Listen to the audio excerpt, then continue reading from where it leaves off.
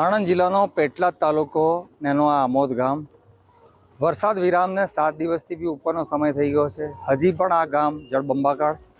આ આમોદનું આ તળાવ છે, બતાવવા માગું છું દ્રશ્યમાં. ચોક્કસ કહેવાય છે કે આ તળાવ ફાટતા આખા જે આ વિસ્તારમાં વરસાદી પાણી ફરી વળ્યા છે. જ્યાં જુઓ ત્યાં પાણીની સ્થિતિ છે. ગામનો આ પ્રવેશ દ્વાર છે અને આ રસ્તો આખો એક બીજા અન્ય એક ગામને જોડતો રસ્તો છે અને ત્યાં પણ વરસાદી પાણી ફરી વળ્યા છે. દ્રશ્યમાં ચોક્કસ દેખાય છે. જ્યાં જુઓ ત્યાં પાણી જ પાણી. અહીંયા ઘણી બધી ખેતીની જમીનને પણ નુકસાન છે.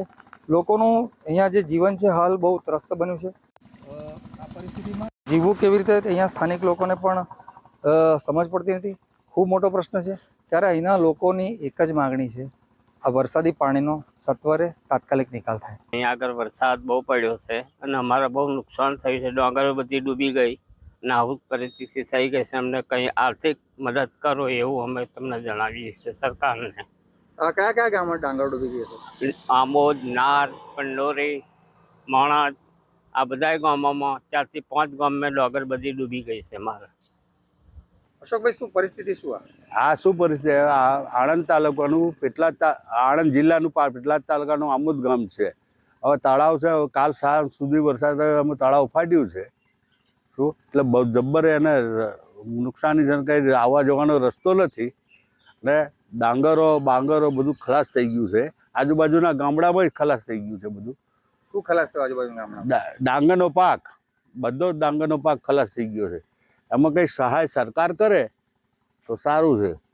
આણંદ જિલ્લાનો પેટલાદ તાલુકો નેનો આ આમોદ ગામ વરસાદ વિરામને 7 દિવસથી બી ઉપરનો સમય થઈ ગયો છે. હજી પણ આ ગામ જળબંબાકાર.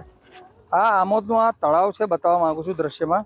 ચોક્કસ કહેવાય છે કે આ તળાવ ફાટતા આખા જે આ વિસ્તારમાં વરસાદી પાણી ફરી વળ્યા છે. જ્યાં જુઓ ત્યાં પાણીની સ્થિતિ છે. ગામનો આ પ્રવેશ દ્વાર છે અને આ રસ્તો આખો એક બીજા અન્ય એક ગામને જોડતો રસ્તો છે અને ત્યાં પણ વરસાદી પાણી ફરી વળ્યા છે. દ્રશ્યમાં ચોક્કસ દેખાય છે. જ્યાં જુઓ ત્યાં પાણી જ પાણી. અહીંયા ઘણી બધી ખેતીની જમીનને પણ નુકસાન છે. લોકોનું અહીંયા જે જીવન છે હાલ બહુ ત્રસ્ત બન્યું છે.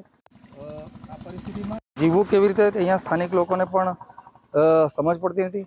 ખૂબ મોટો પ્રશ્ન છે. ત્યારે અહીંના લોકોની એક જ માગણી છે, આ વરસાદી પાણીનો સત્વરે તાત્કાલિક નિકાલ થાય. અહીંયા આગળ વરસાદ બહુ પડ્યો છે અને અમારે બહુ નુકસાન થયું છે. ડોંગરો બધી ડૂબી ગઈ અને આવું પરિસ્થિતિ થઈ ગઈ છે. અમને કંઈ આર્થિક મદદ કરો એવું અમે તમને જણાવીએ છીએ સરકારને. કયા કયા ગામમાં ડાંગર ડૂબી ગઈ છે? આમોદ, નાર, પંડોરી, માણદ, આ બધા ગામોમાં 4 થી 5 ગામમાં ડોંગર બધી ડૂબી ગઈ છે. મારે અશોકભાઈ, શું પરિસ્થિતિ શું આ શું પરિસ્થિતિ? આણંદ તાલુકાનું આણંદ જિલ્લાનું પેટલાદ તાલુકાનું આમોદ ગામ છે. હવે તળાવ છે, કાલ સાંજ સુધી વરસાદ રહ્યો, અમે તળાવ ફાટ્યું છે. શું એટલે બહુ જબ્બર એને નુકસાની છે. કંઈ આવવા જવાનો રસ્તો નથી ને બાંગરો બધું ખલાસ થઈ ગયું છે. આજુબાજુના ગામડામાં જ ખલાસ થઈ ગયું છે બધું.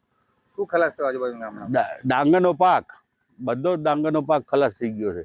એમાં કંઈ સહાય સરકાર કરે તો સારું છે.